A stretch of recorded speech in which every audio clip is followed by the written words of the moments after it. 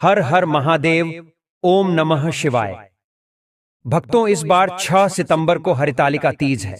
Video आप पूरा देख लेंगे तो हरितालिका तीज से संबंधित सभी शंकाओं का समाधान हो जाएगा। भक्तों, अभी तक आप लोगों ने परंपरागत या इधर उधर से सुनकर यह व्रत किया होगा या आपको माता ने, दादी ने, सास ने बताया होगा इसके बारे में। लेकिन हम इस वीडियो के माध्यम से शास्त्रों की नई नई बातें भी बताएंगे, जिससे आपको सब कुछ स्पष्ट हो जाएगा। और जो पहली बार इस तीज का व्रत करना चाहती हैं, वह माताएं, बहनें, उनको यह वीडियो बड़े ही सहायक सिद्ध होगी। भक्तों, एक बात और बता दूं कि इस दिन भगवान वराह की जयंती है, यानी 6 सितंबर को भगवान वराह की जयंती है। और दोस्तों, वराह अवतार भगवान विष्णु जी का है। भगवान वराह और पृथ्वी देवी का संवाद है हमारे पुराणों में, जिसमें वराह भगवान इस हरितालिका तीज की महत्ता बता रहे हैं। पृथ्वी देवी से पूरी महिमा जो भगवान ने बताया है, उसका मैं अलग से वीडियो बना दूंगा, व्रत कथा के रूप में आप लोग सुन लीजिएगा। भक्तों, भगवान और पृथ्वी देवी के संवाद को तीज पर स्त्री पुरुष जो भी सुनेगा, उसका सौभाग्य, धन संपत्ति और मनोवांछित फल की प्राप्ति होगी, ऐसी महिमा है। भक्तों, वराह भगवान कहते हैं, तृतीया तिथि को ही माता गौरी का जन्म हुआ और विवाह भी इसी तृतीया तिथि पर ही होगा। इससे तृतीया तिथि को यत्न पूर्वक प्रत्येक सुहागिन माताओं को, बहनों को इसका व्रत करना ही चाहिए। और व्रत में वराह भगवान क्या बता रहे हैं कि केवल इस दिन आपको नमक नहीं खाना है।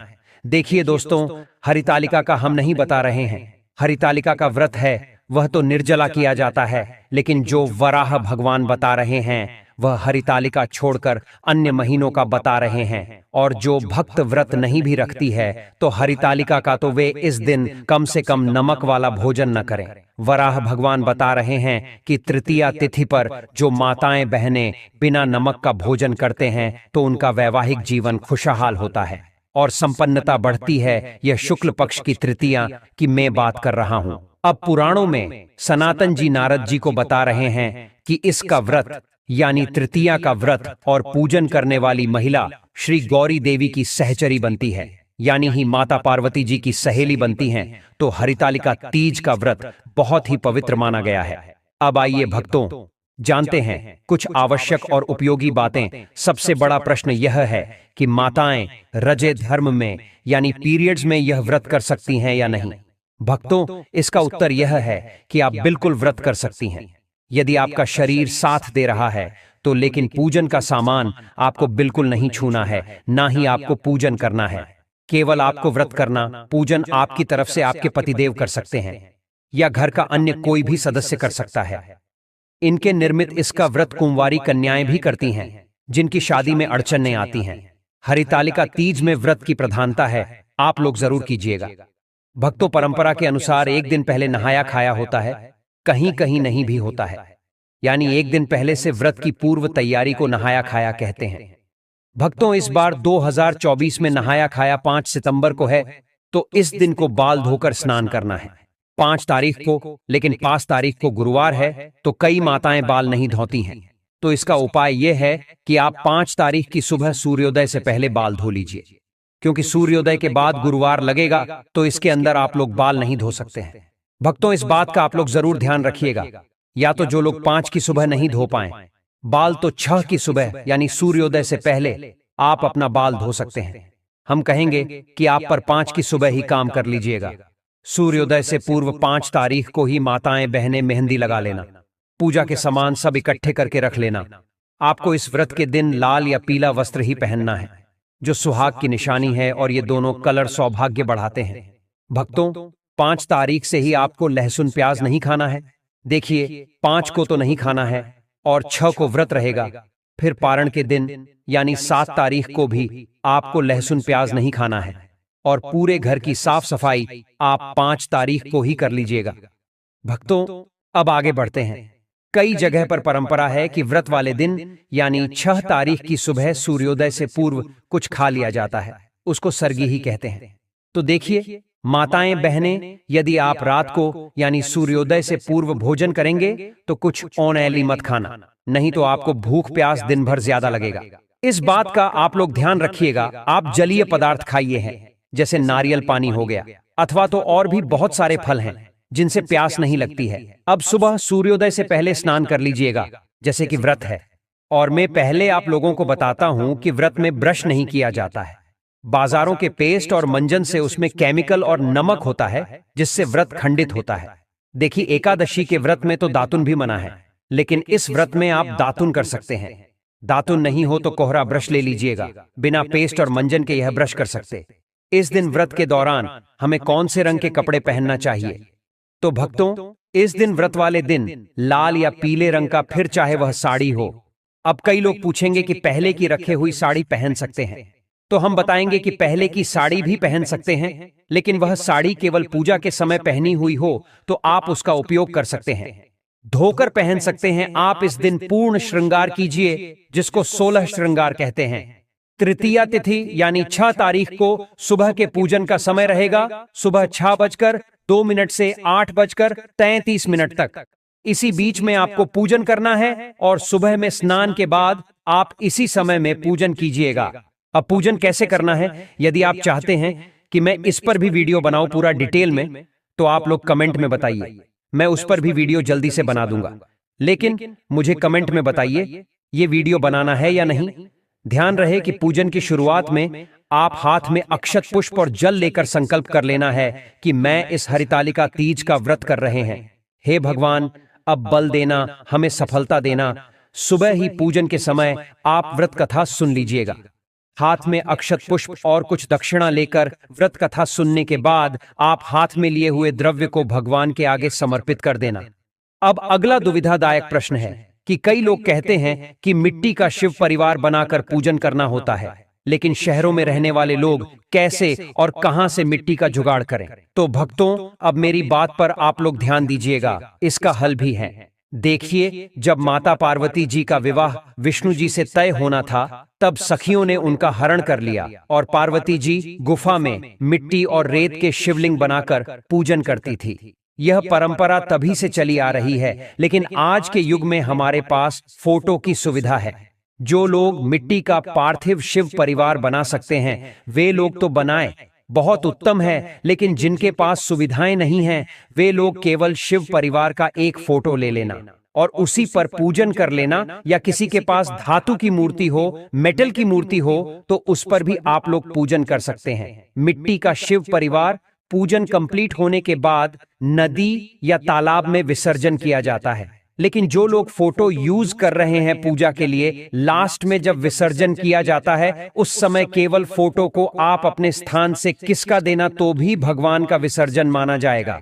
या तो किसी ने कोई मेटल की मूर्ति रखी हुई है, उस पर पूजन किया, तो वे भी ऐसे ही पूजन करके मूर्ति को अपने स्थान से खिसका देना, तो इससे विसर्जन मान्य हो जाता है।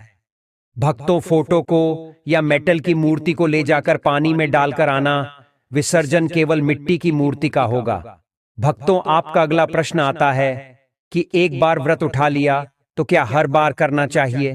देखिए, ये सब सुनकर कई बहनें तो व्रत करते भी नहीं। हम कहेंगे कि यदि आप हर बार कर सकती हैं तो व्रत आप अवश्य कीजिए। जब तक आपसे संभव हो तब तक आप यह व्रत कीजिए।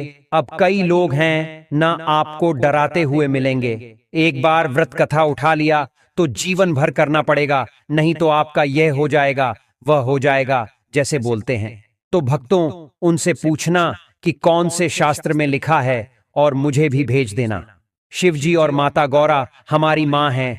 शिवजी पिता भी लोग बुरा चाहकर भी नहीं कर सकते हैं, और वे बुरा क्यों चाहेंगे? भक्तों, इस व्रत के कुछ जरूरी नियम होते हैं, जिनके तहत कुछ खास सामग्री का होना जरूरी होता है। इनके बिना पूजा अधूरी रह जाती है। क्या है वह सामग्री? आइए जानते हैं। आपको चाहिए सूखा नारियल कलश, बेलपत्र, शम्मी का पत्ता, केले का पत्ता, धतूरे का फूल, घी, शहद, गुलाल, चंदन, कलांबा, इत्र, 5 फल, सुपारी, अक्षत, धूप, दीप, कपूर, गंगा जल, दुर्वा आदि। हरतालिका तीज पर सुहाग सामग्री का बड़ा महत्व है। सुहाग की सामग्री में बिंदी, सिंदूर, कुमकुम, मेहंदी, बिछिया, काजल, जुड़ी ही, महावर आदि को शामिल करें। दोस्तों, तीज के दिन एक चौकी पर आप पीला या लाल वस्त्र बिछाकर उस पर भगवान की सभी प्रतिमाओं को स्थापित करके उनका विधिवत पूजन किया जाता है। तिलक लगाकर श्रृंगार किया जाता है। माता पार्वती को 16 श्रृंगार की वस्तुएं, मौसमी फल आदि अर्पित किया जाता है। धूप दीप जलाकर पूजा करके मंत्रों का जाप किया जाता है। मीठे का भोग लगाया जाता है। मालपुए का या दूध से बनी मिठाई का भोग इस दिन आप लगा सकते हैं। सबसे अंत में व्रत की कथा पढ़कर या सुनकर आरती की जाती है। अगले दिन सुबह सूर्योदय के बाद ही इस व्रत का पारण किया जाता है। जो लोग इस पूरे दिन निर्जल न रह पाए तो रात के समय आप पूजा करके आचमन करके पानी पी सकते हैं, फलाहार भी कर सकते हैं। आप अगर निर्जल रहकर व्रत रखने में सक्षम नहीं हैं, तो ऐसे में आप जब भी सुबह को व्रत रखें तो उस समय आप जल के साथ वैसे व्रत को रखने का संकल्प भी ले सकती है। हरितालिका यह शब्द पार्वती के भगवान विष्णु से विवाह करने से बचने के लिए खुद का अपहरण करने के कार्य से आया है। यह वह दिन था जब भगवान शिव ने पार्वती के 108 पुनर्जन्म के बाद अंततः अपनी पत्नी के रूप में स्वीकार किया था, और इसी कारण यह दिन भगवान शिव और पार्वती के बीच के बंधन और रिश्ते को भी मनाता है। इसलिए इस दिन उन दोनों की पूजा देवी पार्वती के कड़ी तपस्या और समर्पण के लिए तीज माता के रूप में की जाती है। भक्तों कुंवारी कन्याएं अगर इस व्रत को रखती हैं तो उन्हें मनचाहा जीवन साथी की प्राप्ति होती है। भगवान शिव जैसे गुणों वाले वर की प्राप्ति होती है। सुहागिन महिलाओं के सुहाग की रक्षा होती है, उनकी संतान की रक्षा होती है। कहते हैं कि जिन लोगों के विवाह में बाधा आ रही हो उन्हें हरितालिका तीज के दिन पार्थिव शिवलिंग बनाकर 21 बेलपत्र अर्पित करके पार्थिव शिवलिंग की कम से कम 3 बार परिक्रमा करनी चाहिए। फिर नमः शिवाय मंत्र का 108 बार जाप करना चाहिए। भगवान शिव और देवी पार्वती का गठबंधन करना चाहिए। वर और वधू की तरह आप माता पार्वती और भगवान शिव के बीच में चुनरी बांधकर गठबंधन कर सकते हैं, जिसमें 3 गांठें लगाई जाती है। आप कलावे से भी गठबंधन कर सकते हैं। गठबंधन करने के साथ ही आप माता पार्वती को श्रृंगार की सामग्री अर्पित करें, कोई फल या मिठाई अर्पित करें और अपनी मनोकामना की पूर्ति के लिए प्रार्थना करें। ओम नमः शिवाय मंत्र का 108 बार जप करने से जिन लोगों के विवाह में बाधा आ रही है उनका विवाह भी शीघ्र हो जाता है, वैवाहिक जीवन भी सुखद होता है। हरितालिका तीज व्रत सफल संपूर्ण तरीके से करने के लिए कुछ जरूरी नियमों के बारे में जान लेना आवश्यक होता है। अगर आप यह व्रत पहली बार रख रही हैं तो ये बातें आपको जरूर जाननी चाहिए। लेकिन दोस्तों, उससे पहले आपसे रिक्वेस्ट करते हैं कि वीडियो को लाइक जरूर करिएगा, दोस्तों को शेयर कर दीजिएगा, और अगर आपने अभी तक चैनल को सब्सक्राइब नहीं किया है तो चैनल को सब्सक्राइब करके बेल आइकन जरूर दबाइए। दोस्तों, हरितालिका तीज का व्रत बिल्कुल करवा चौथ के व्रत की तरह ही किया जाता है। यह व्रत निराहार और निर्जल रखा जाता है।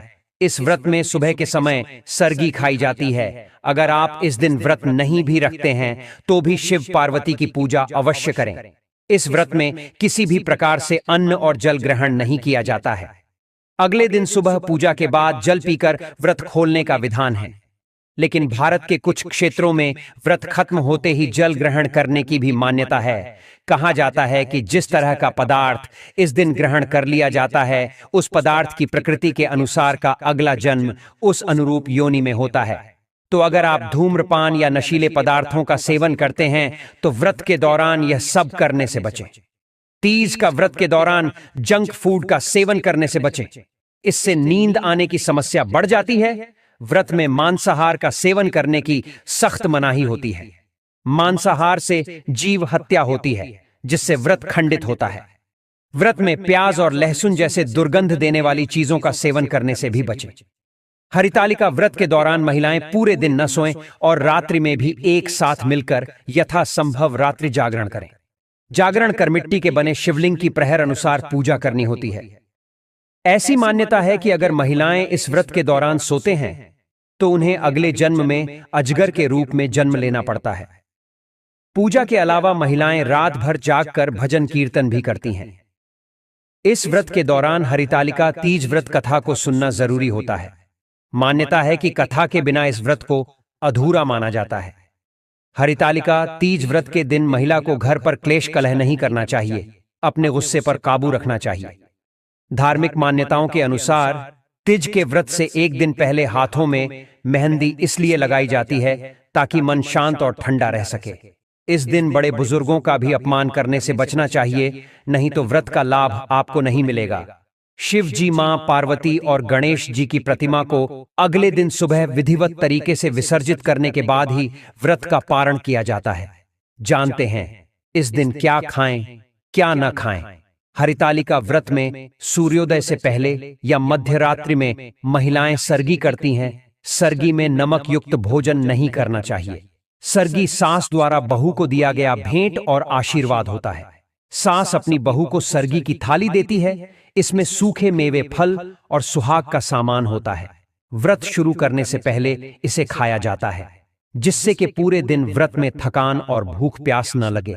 वैसे तो सरगी की प्रथा पंजाबी समुदाय में ज्यादा प्रचलित है, लेकिन अब पूरे भारतवर्ष के लोगों ने इसे अपनाया है। सरगी में आप फलों के रस, नारियल पानी, सूखे मेवे और मुरब्बा खा सकती हैं। इससे आपको ऊर्जा मिलेगी और शरीर में पानी की कमी नहीं होगी। साथ ही व्रत के दिन भूख भी नहीं लगेगी। भक्तों, निर्जला व्रत शुरू करने से पहले खीरा खाना अच्छा माना जाता है। इससे शरीर में पानी की कमी नहीं होती है। नारियल पानी, अनार का रस आदि भी पी सकते हैं। इससे व्रत के दौरान भरपूर ऊर्जा मिलेगी। नारियल पानी में कई तरह के मिनरल्स होते हैं। अनार के जूस में विटामिन सी और आयरन भरपूर मात्रा में होता है, जिसके सेवन से प्यास नहीं लगती है। हरितालिका तीज के अगले दिन यानी चतुर्थी तिथि लगने के बाद ही पारण करना चाहिए। व्रत का पारण कभी भी नमक युक्त भोजन से न करें। आप पानी, शरबत, फल या मीठे से व्रत से खोलें। पारण में पानी धीरे धीरे पिए, फिर किसी मीठी चीज का सेवन करें। मीठी चीज का सेवन करने और प्रसाद ग्रहण करने के बाद ही नमक से बना भोजन मुंह में डालें। माता पार्वती आपको व्रत सफल संपूर्ण तरीके से करने की भरपूर शक्ति दे। कमेंट बॉक्स में जय मां पार्वती अवश्य लिखें। आज के लिए बस इतना ही दोस्तों। अगर आपको यह वीडियो पसंद आया है तो वीडियो को लाइक करिएगा, दोस्तों को शेयर जरूर करिएगा और चैनल को सब्सक्राइब करके बेल आइकन जरूर ढाबा दीजिएगा, ताकि आने वाला नॉलेजेबल वीडियो आपको सबसे पहले मिले। दोस्तों, मिलते हैं अगले वीडियो में, तब तक के लिए धन्यवाद।